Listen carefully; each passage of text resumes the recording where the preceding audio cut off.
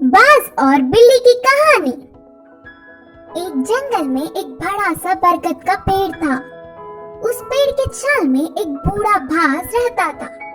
वह बाज अंधा था, इसके कारण वह कहीं बाहर नहीं जा पाता। उस पेड़ पे बहुत सारे पंछी भी घोंसला बनाकर अपने बच्चों के साथ रहते थे। वह पंछियां पूरा दिन भोजन ढूंढने में लग जाते। यह बूढ़ा बाज पंछियों के बाहर जाने पर उनकी बच्चों को अच्छे अच्छे कहानियां बोलते हुए ध्यान रखता। शाम को घर लौटने वाले पंछी उनके लाए हुए भोजन में थोड़ा सा बाज को भी देते। ऐसे समय बीतता गया। एक दिन वहाँ से गुजरता हुआ एक बिल्ली पेड़ पे खेल रहे पंछियों के बच्चों को देखा। आहा, बच्चे बहुत नरम हैं। इनका मांस तो बहुत ही अच्छा होगा। इतने स्वादिष्ट खाने को मैं अपने सामने रखकर पूरा जंगल घूमता रहा। सोचकर उन्हें खाने उस पेड़ पर चढ़ गया। उस बिल्ली को देख सारे पंछियों के बच्चे डर के चिल्लाने लगे। वह आवाजें सुनकर बाज शाल से बाहर आकर कौन है वो करके गुस्से में चिल्लाया। उस चिल्लाहट सुनते ही बिल्ली के ऊपर के प्राण ऊपर ही गए। उधर उन बच्चों के अलावा कोई नहीं सोचकर पेड़ चढ़ गया था, पर अब बाज को देख कांपने लगी। बचने के लिए उसे कोई रास्ता नहीं दिखा। जो होगा सो होगा सोचकर साहस करके कहा, हाँ, मैं एक बिल्ली हूँ। आपके आज्ञा के बिना इस पेड़ पर चढ़ के आने के लिए माफी चाहता हूँ। तब तुरंत बाज, क्या तुम बिल्ली हो? पहले इस पेड़ से उतरकर चले जाओ, नहीं तो तुम्हारे प्राण ले लूंगा, बोलकर चेतावनी दी। हाँ, पर अब गुस्सा ना हो। मेरा जन्म बिल्ली जात का होने पर भी उस जात के लक्षण नहीं आए। मैं मांस नहीं खाता, ऊपर से ब्राह्मण हूँ।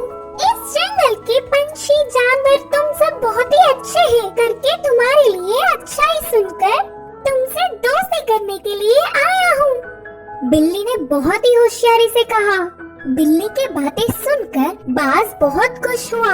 इससे बिल्ली बाज की और तारीफ करने लगी। उस दिन से दोनों अच्छे दोस्त भी बन गए। तब से हर दिन वह बिल्ली पंछियों के ना होने के समय पर बाज के पास आकर 1 घंटा बातें करके चली जाती। बिल्ली की मीठे मीठे बातों से पंछियों के बच्चे उससे अच्छे से मिल गए। ऐसे कुछ दिन बीत गए। फिर मौका देख हाथ आए हुए हर एक बच्चे को खाना शुरू कर दिया। बिल्ली खाने के बाद बिना किसी को दिखे उन बच्चों की हड्डियों को बाज के रहने वाले चाल में फेंक दिया। आगे आगे पेड़ पे रहने वाले पंछी अपने बच्चों को गायब होता देख वह सब एक दिन इकट्ठा होकर बाज के पास आकर अपने बच्चों के गायब होने वाले खबर पूछे। अंधा बाज उसे कुछ नहीं पता, लेकिन सारे पंछी बाज के घर जाकर देखा तो पूरा चाल पंछी के बच्चों की हड्डियों से भरा पड़ा था। बिल्ली के बारे में ना कुछ जाने बिना सारे पंछी बाज ही उनके बच्चों को मारकर खाया होगा सोचकर उस बूढ़े बाज को अपने नुकीले चोंचों से वार कर करके मार दिया। करके पीड़ित होते हुए बाज ने अपने प्राण छोड़े। इस कहानी की शिक्षा है कि जन्मजात के लक्षण मरने से भी नहीं मिटते। कुएं में हीरे का कंगन। एक गांव में रामू नाम का एक लड़का रहा करता था। एक दिन जब उसकी माँ घर साफ कर रही थी तब उसे एक पुराने जमाने का सोने का कड़ा मिला। वो उसे अपने हाथ में लेकर कहने लगा, माँ, मुझे ये कड़ा एक दिन के लिए पहनने को दो ना।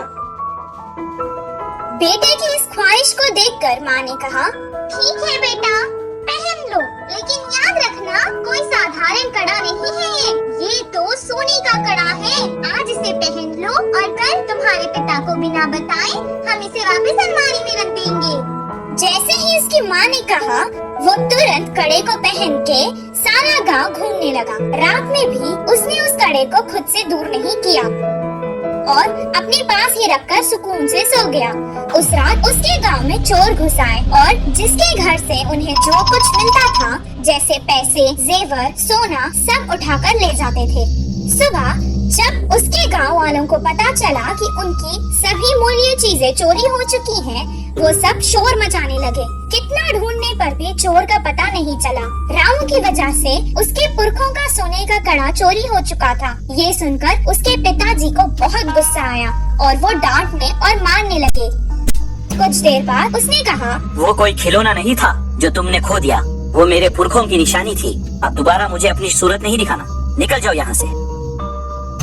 बेटे को कड़ा देने के लिए वो अब अपनी पत्नी को भी डांटने लगा। वहीं रामू अपने पिता से मार खाकर बहुत दुखी होकर घर से रोते रोते निकल गया। पास के बगीचे में जाकर एक बड़े पेड़ के नीचे रोता हुआ वो बैठ गया।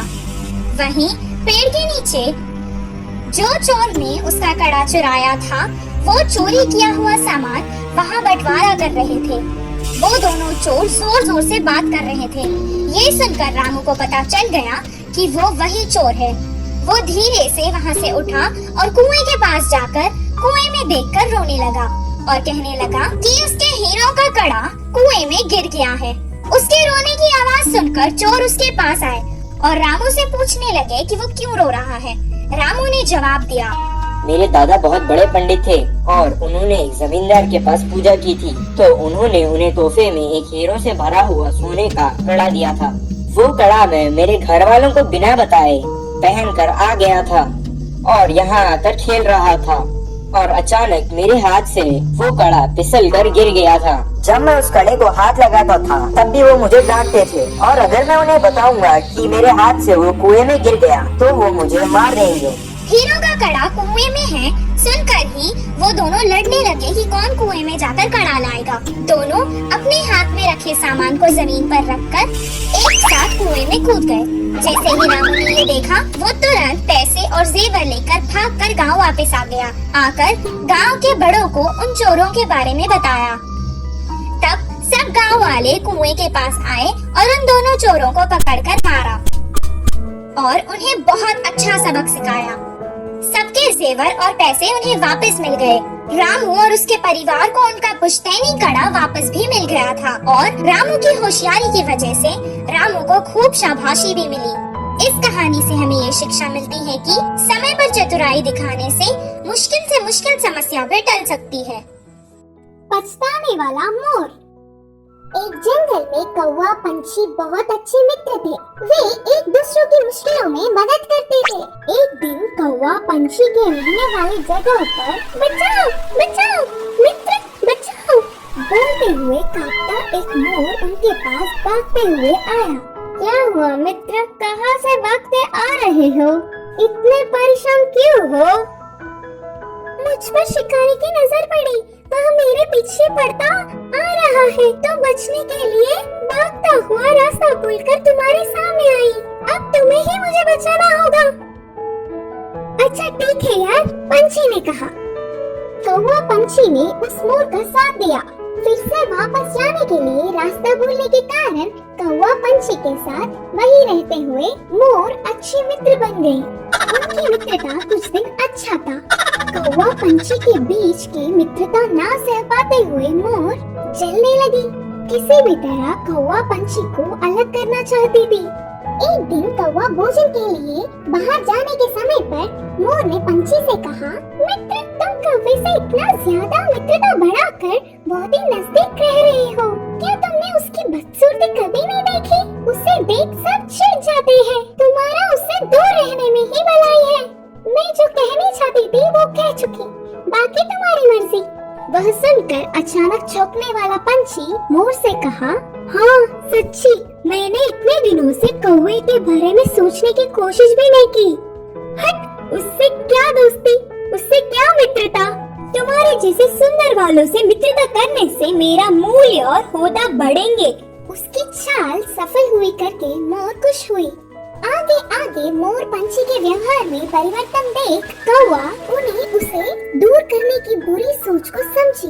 एक दिन, मित्रों मेरी वजह से तुम्हें तकलीफ हो रहा होगा, इसीलिए इधर के पास में ही एक घोंसला बनाया। मैं वहाँ जाकर रहूँगा, चलता हूँ करके कौवा उदास होकर कहा। वह अपने आप जा रहा है करके बोलने पर मन ही मन बहुत खुश होकर, अच्छा अब तुम्हारी मर्जी मित्र, मोर और पंछी ने कहा। मोर और पंछी कौवे का भला टली करके खुशी मनाने लगे। ऐसे समय बीतता गया। पुराने मित्रों को छोड़ के आए हुए बहुत दिन होने से कौवे को उन्हें देखने की इच्छा जागी। पुरानी जगह पर उड़ता हुआ आया। उसी क्षण अपने पंख खोलकर नाचने वाले मोर पर एक शिकारी ने निशाना लगाया। कौवा देखा और परेशान हुआ। हटाओ यहाँ से, मोर मित्र, हटाओ, खतरा खतरा बोलकर जोर से चिल्लाया। पास में मरी हुई सांप को अपनी चोंच से पकड़कर शिकारी पर छोड़ा। सांप अपने ऊपर गिरने से बचाओ बचाओ, सांप सांप बोलते हुए जोर से चिल्लाकर डर के शिकारी वहाँ से भाग गया। यह सब देखकर मोर के होश उड़ गए। भागते हुए आकर कौवे के चरणों पर गिरी और रोते हुए कहा, माफ कर दो मित्र, सुंदरता के घमंड में मैं मेरे मुश्किल समय में मदद करने वाले तुम्हें धोखा दिया, लेकिन तुमने मेरे प्राण बचाए। तुम्हारा कर्ज कैसे भुगतान करूं? तब कौवे ने कहा, पछतावे से बड़ी कोई सजा नहीं, मैंने तुम्हें पूरे दिल से माफ किया।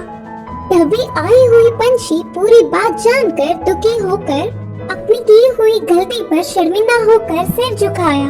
फिर तब से कौवा पंछी मोर हमेशा की तरह अच्छे मित्र जैसे रहने लगे। इस कहानी की शिक्षा है कि अपनी भूलों को भी भुलाने वाला ही सच्चा मित्र होता है।